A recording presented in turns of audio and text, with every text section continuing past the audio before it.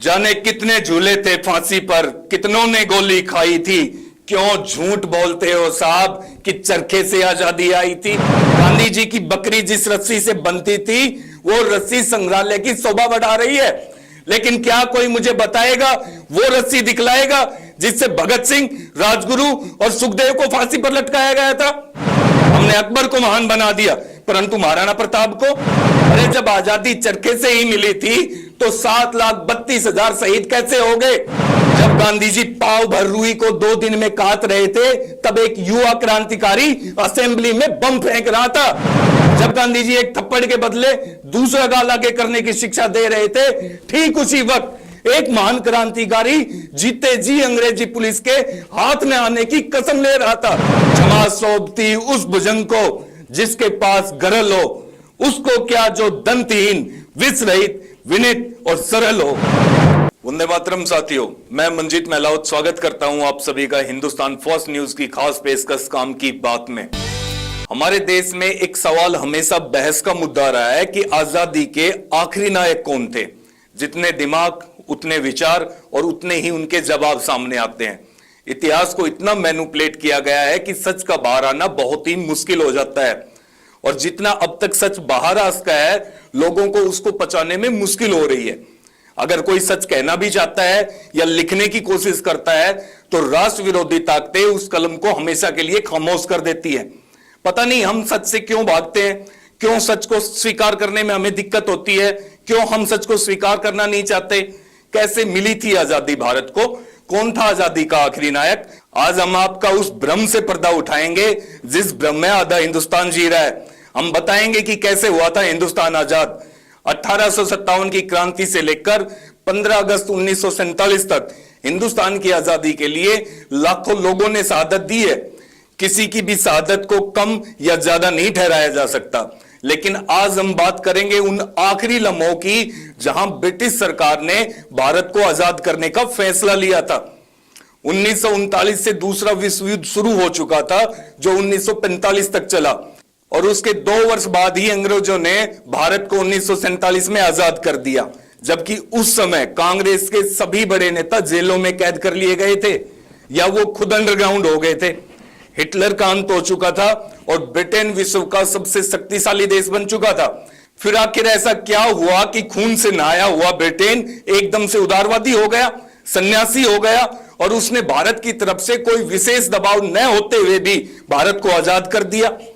भारत की आजादी के लिए लाखों क्रांतिकारियों ने अपना खून बहाया था, लेकिन भारत को आजादी ब्रिटेन की संसद में एक कानून पारित करके दी गई जिसका नाम है भारतीय स्वतंत्रता अधिनियम 1947, इंडियन इंडिपेंडेंट एक्ट 1947।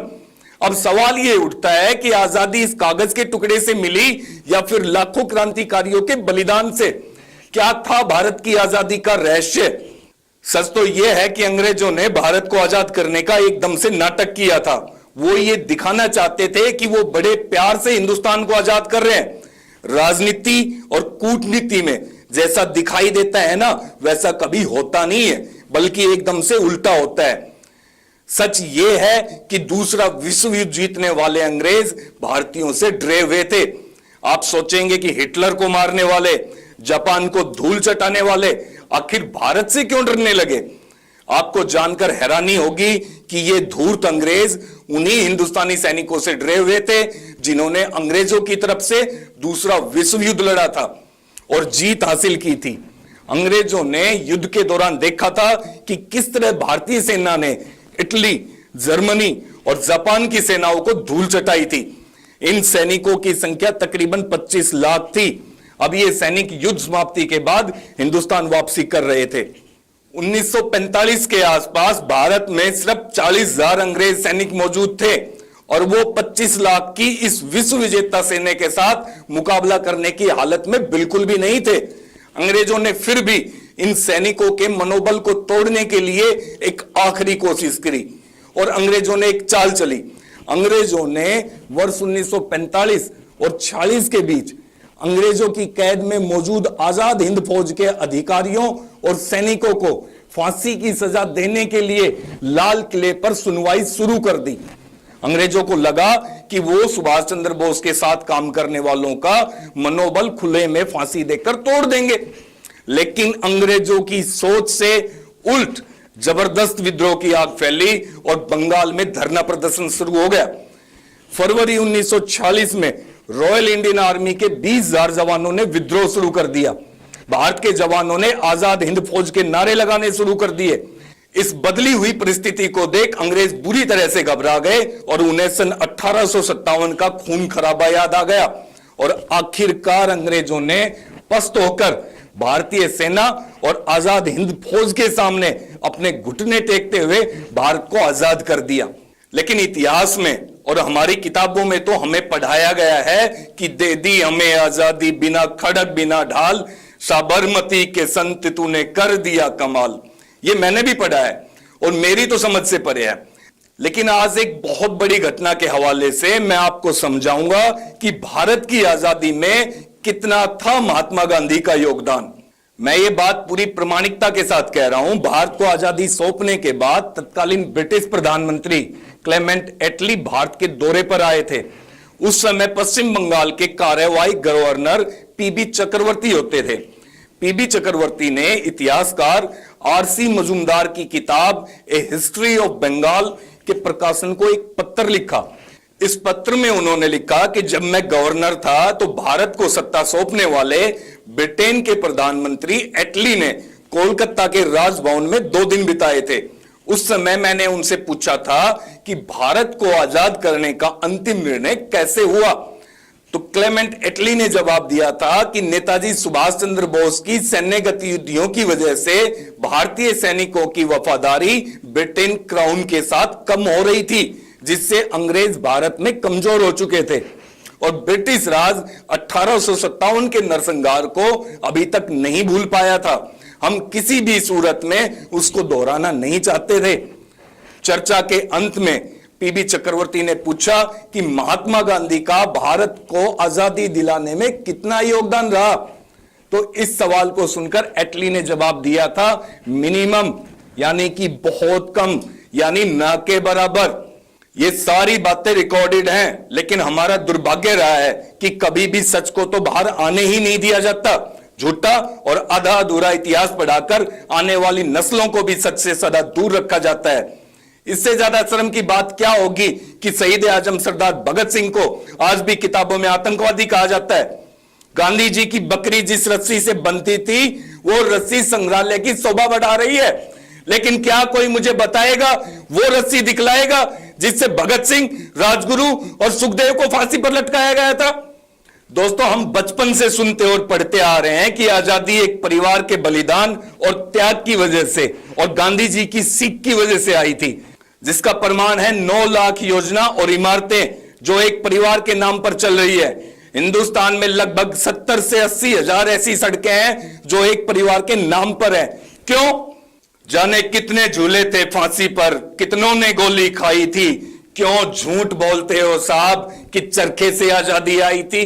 चरखा हरदम खामोश रहा और अंत में देश को बांट दिया। लाखों बेघर हुए, लाखों मर गए जब गांधी जी ने बंदरबाट किया।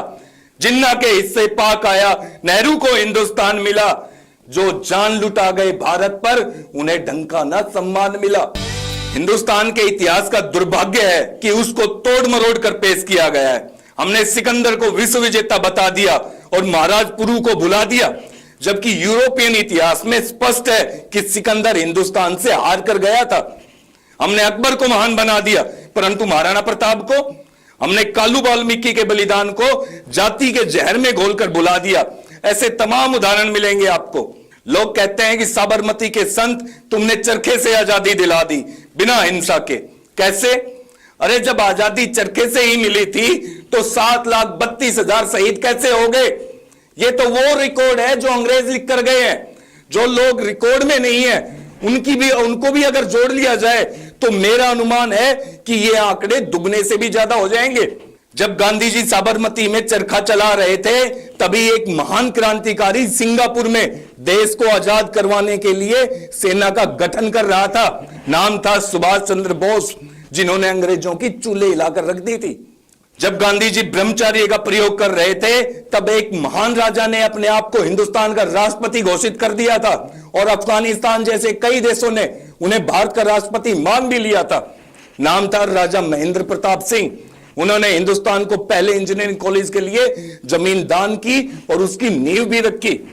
जब गांधी जी पाव भर रुई को 2 दिन में काट रहे थे तब एक युवा क्रांतिकारी असेंबली में बम फेंक रहा था। नाम था उसका भगत सिंह। जब गांधी जी एक थप्पड़ के बदले दूसरा गाल आगे करने की शिक्षा दे रहे थे, ठीक उसी वक्त एक महान क्रांतिकारी जीते जी अंग्रेजी पुलिस के हाथ में आने की कसम ले रहा था और अंग्रेजों को मारने की प्लानिंग कर रहा था। नाम था चंद्रशेखर आजाद।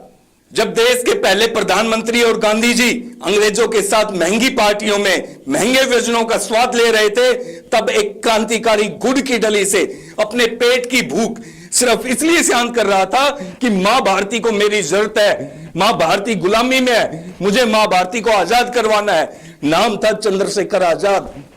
गांधी जी बोलते थे कि हिंसा नहीं करनी चाहिए। यही वाक्य उन्होंने क्रांतिकारियों से भी बोला था। चलो जी, मान लिया कि हिंसा बुरी है, फिर क्यों दूसरे विश्व युद्ध में भारतीय सेना भेजने की अनुमति दी अंग्रेजी हुकूमत को? वहां भी तो हिंसा हो रही थी। आपके पास शक्ति क्या थी जिसके दम पर हिंसा का राग लाप रहे थे? कौन था आपके पास जिसके पास बाहुबल था? साहब, क्षमा उसको शोभा देती है जिसके पास शक्ति हो। जैसा कि श्री रामधारी सिंह दिनकर जी ने भी कहा है, क्षमा शोभती उस भुजंग को जिसके पास गरल हो, उसको क्या जो दंतहीन, विष रहित, विनित और सरल हो। अगर इन चिकनी चुपड़ी बातों से ही हक लिया जा सकता तो क्यों चीन से युद्ध करना पड़ा? क्यों चीन ने हमारी जमीन वापस नहीं लौटाई? जबकि उस वक्त तो नेहरू जी प्रधानमंत्री थे और गांधी जी के वो सच्चे शिष्य होते थे। क्यों 1948 की लड़ाई लड़नी पड़ी जबकि दोनों देशों में गांधी जी के अनुयायी थे और गांधी जी उस समय जिंदा भी थे? पिछले 70 साल से सुनते और पढ़ते आ रहे हैं हमारे बच्चे कि चाचा नेहरू ने बहुत त्याग किया है देश के लिए। क्या त्याग किया? पैसा, ऐशो आराम। वो उस समय उस जमाने में भी सबसे अमीर थे जब मेरे देश में लोग भुखमरी से मर रहे थे और उनके वंशज आज भी अमीर है। वो उस जमाने में भी पार्टीज किया करते थे जब कोई इसका नाम भी नहीं जानता था। तो क्या त्याग किया?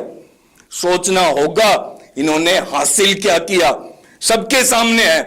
राजा महाराजा गए और ये लोग इनके वंशज आगे राज करने के लिए। अब हमें सोचना चाहिए और चाटुकारिता छोड़नी होगी।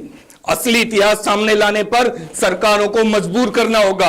आज हमारे पास कानून है, आरटीआई जैसे बदलाव है, उनका इस्तेमाल करना होगा ताकि हमारे आने वाली पीढ़ियां गलत ना पड़े। साथियों, जो बात मैं आप तक पहुंचाना चाहता था वो पहुंच गई है। अब आप खुद निर्णय करें कि आजादी के आखिरी नायक कौन थे। मैं भारतीय सेना और आदरणीय नेता सुभाष चंद्र बोस जी को आजादी का आखिरी हीरो मानता हूं।